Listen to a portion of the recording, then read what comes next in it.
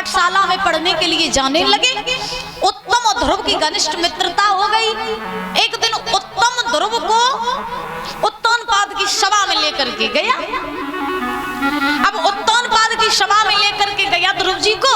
उत्तानपाद ने ध्रुव जी को देखा, मन में विचार किया कि ये तो मेरा बड़ा बेटा है। तो उत्तानपाद से रहा नहीं गया, महाराज झपट करके अपने सिंहासन से उतरे और ध्रुव को अपनी गोद में बैठा लिया। उसी सिंहासन पे लाड करने लगे ध्रुव जी को। उत्तम जमीन पर खड़ा रहा। उस सभा में बैठो रहे चुगला। चुगला, अच्छा चुगलन को काम कहाँ होते हैं? ये चुगला है? अरे नहीं नहीं, चुगलों का काम क्या होता है? चुगलखोर जो होते हैं, बताओ तुम कद रहा था तुम्हें पता है? हाँ, चुगलखोरों का काम होता है इधर की उधर करना। लेकिन एक बात याद रखना कि जिंदगी में सब कुछ करना, सब पे भरोसा करना, लेकिन चुगलखोरों पे कभी भरोसा नहीं करना जो इधर की उधर करता हो। क्योंकि ये चुगलखोर जो होते हैं ना, तुम्हारा अच्छा खासा अगर घर चल रहा होगा ना, अच्छा खासा तुम्हारा काम चल रहा होगा, तो महाराज ये चुगलखोर आ करके आग लगा देंगे। हाँ, इनका काम ही होता है आग लगाना। एक चुगला बैठो रहे सभा में, सो बाने जाए की और सुरची से कह दई, रानी तुम यहाँ बैठ के आराम कर रही हो, लेकिन सभा के बीच में तुम्हारी सौत का लड़का आया है जो महाराज की गोद में बैठा है और तुम्हारा लड़का जमीन पे खड़ा है। और अगर तुम उस अपने सौत के लड़के को अगर तुमने भगाया नहीं तो वो तुम्हारा सारा राज्यपाट हड़प लेगा, फिर तुम कहाँ जाओगे? हाँ, तो इसलिए जाओ और उसे भगाओ जा करके। सुरची ने सुना, भाग खड़ी हुई, सभा बीच में पहुंची।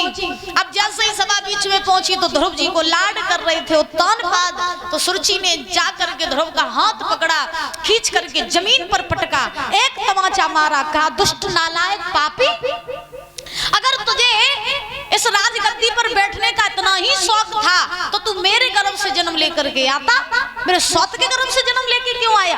भाग जा यहाँ से, अगर दोबारा दिखाई दे गया ना तो तेरे पैर तोड़ दे।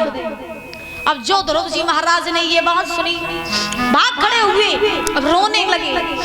भागते भागते अपनी मैया के पास पहुंची। सुनीति ने अपने पुत्र की तरफ कभी महाराज नजरों से नजरें मिला के बात नहीं की। अब ध्रुव जी रो के जब पहुंचे, सुनीति ने देखा मेरा पुत्र रो रहा है, तो सुनीति ने पूछा, लाल मेरे तुझे किसने मारा? तू क्यों रो रहा है? अरे कौन ऐसा इस धरती पर पैदा हो गया जिसने तेरे ऊपर हाथ उठाया? मुझे बता, तू क्यों रो रहा है? मेरा दिल बैठा जा रहा है। अच्छा, माँ की ममता जो होती है ना, ये बड़ी निराली होती है। मेरी माँ का बस नहीं चलता है ना, ये अपने बच्चों के दुख सब अपने ऊपर ले ले। लेकिन अब भगवान की ऐसी लीला है कि कोई किसी का दुख अपने ऊपर ले ही नहीं सकता है, जिसका दुख उसे ही भोगना पड़ेगा। लेकिन माँ एक ऐसी होती है कि बच्चा कितना भी बिगड़ा हुआ क्यों ना हो, लड़का कितना भी शैतान क्यों ना हो, बेशक वो माँ को गाली दे, बेशक वो माँ को मारे, लेकिन फिर भी माँ हमेशा यही कहती है कि तू जहाँ भी रहता सुखी रहे, तेरे ऊपर काऊ तरीका को दुख ना आवे। तो सुनीति ने कहा, किसने तुझे मारा? ध्रुव जी रो रहे हैं। ध्रुव जी ने कहा, माँ अगर तुम जानना चाहती हो ना मुझे किसने मारा, तो सुनो हम तुम्हें बताएं। रोए रोए कहत ध्रुव महाराज, और मैया मौसी ने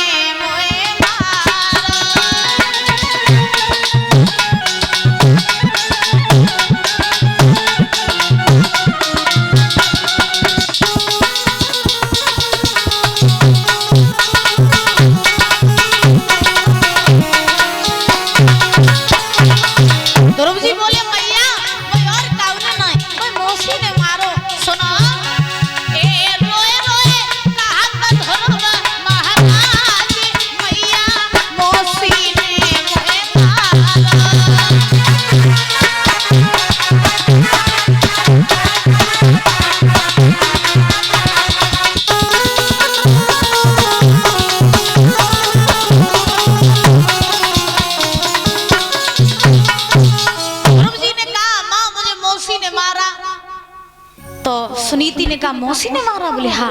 क्यों मारा?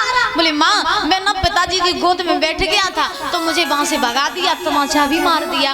माँ कष्ट मुझे इस बात का नहीं है कि मौसी ने मुझे कष्ट मुझे इस बात का है कि जब मौसी मुझे मार रही थी तब मेरा बाप वो तान बाद बैठ करके वो सब कुछ देख रहा था। माँ, अगर वो मेरा बाप होता तो आज मुझे मौसी के हाथों से पिटने नहीं देता।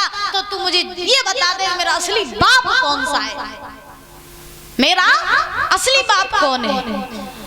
अब सुनीति ने जब अपने पुत्र की ये बात सुनी तो सुन करके सुनीति ने ध्रुव से कहा, बेटा अगर तू जानना चाहता है कि तेरा असली बाप कौन है तो हम तुझे बता रहे हैं, जो तेरे बाप का भी बाप है, जो दुनिया के बापों का बाप है, वो सिर्फ एक ही बाप है, परमपिता परमात्मा, वही सबको बाप है। याद रखना, सुनीति ने कहा वो परमपिता परमात्मा तेरा बाप है। अब ध्रुव जी छोटे से रहे 5 वर्ष के, अब ध्रुव जी जानते नहीं थे कि परमपिता परमात्मा ये कहाँ मिलेगा। तो ध्रुव जी ने कहा, माँ ये परमपिता परमात्मा मिलेगा कहाँ, ये पिता हमें कहाँ मिलेगा। सुनीति बोलेंगे, पिता तुम्हें जंगल में जब तुम भजन करोगे जाके और संसार को छोड़ोगे तब परमात्मा मिलेगा, तब ये पिता मिलेगा। ध्रुव जी बोले, क्या तुझे भी छोड़ना पड़ेगा, तुझे भी छोड़ना पड़ेगा। सुनीति बोली, हाँ मुझे भी छोड़ना पड़ेगा, तब तुझे वो असली बाप मिलेगा। धन्य है वो माँ जो अपने पुत्र को भगवान का मार्ग बता रही है, जो अपने पुत्र को भगवान के रास्ते पर चला रही है। अगर महाराज सुनीति ध्रुव जी को भगवान का मार्ग न बताती तो आज यहाँ बैठ करके हम ध्रुव की कथा आपको न सुना रहे होते, क्योंकि बच्चे राक्षस बनते हैं तो भी माँ बाप की ही सीख के कारण, और बच्चे भक्त बनते हैं तो भी माँ बाप की ही सीख के कारण। याद रखना, आपके बच्चे आपने पैदा कर दिए, बच्चे लड़का हो चाहे लड़की हो, संस्कार कोई बार वाले थोड़ी ना देंगे आगे आपके बच्चों को, ना बार वाले आपके बच्चों के अंदर कोई गुड़ घोल करके पिला देंगे संस्कारों का, ना संस्कार कोई ऐसी पुड़िया है जो दुकान पे मिलती है उसे ले आओ और खोल के बच्चों को पिला दो। संस्कार देना ये माँ बाप के हाथ में होता है, याद रखना। लेकिन आजकल के माँ बाप तो संस्कार देना जानते ही नहीं है। सुनीति ने अपने पुत्र ध्रुव से कहा कि वो बाप तुझे जंगल में मिलेगा। आजकल की माताएं तो अपने बच्चों को मंदिर में तक नहीं जान देती। बताओ, झूठ तो नहीं कह रहे हैं। आजकल की माएं अपने बच्चों को मंदिर नहीं जाने देती हैं, संतों की संगत नहीं करने देती हैं कि कहीं मौलाना बाबा ना बन जाए। हाँ, ऐसी ऐसी माताएं। पहले की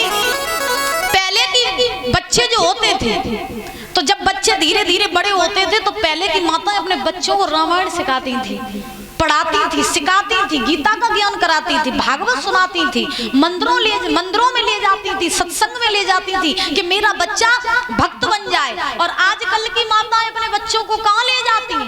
पार्टी में। है? आजकल की माएं अपने बच्चों को पार्टियों में ले जाती हैं। पहले बच्चा रोता था तो माँ किताब पकड़ा देती थी, लो बेटा पढ़ लो, खिलौना पकड़ा देती थी, लो बेटा खेल लो। और आजकल की माताएं माताएं काम कर रही हैं, बच्चा रो रहा है तो लो बेटा फोन में कार्टून देख लो। हाँ, फोन पकड़ा देती है, लो इसमें कार्टून देखो, आराम से खेलो। आज सही आपको बता रही है, आज के जमाने में महाराज 20 साल का लड़का इतना फोन में नहीं जानता होगा जितना आज का 5 साल का बच्चा फोन में जानता है। पहले को 5 साल का बच्चा नाक नहीं पहुंच पाता, और आज को 5 साल का लड़का जो जानते का फोन कहाँ लगाओ जा तो कहाँ काट दिया। ये जमाना आ गया है। अब बताओ, ये संस्कार, ये अगर फोन माँ ना दे तो कोई पड़ोसी थोड़ी ना दे जाएगा आगे, बताओ। लेकिन सुनते हैं लेकिन मानते नहीं है। अब इन्हें सब बात सही तो लग रही है, लेकिन अब घर जाएगी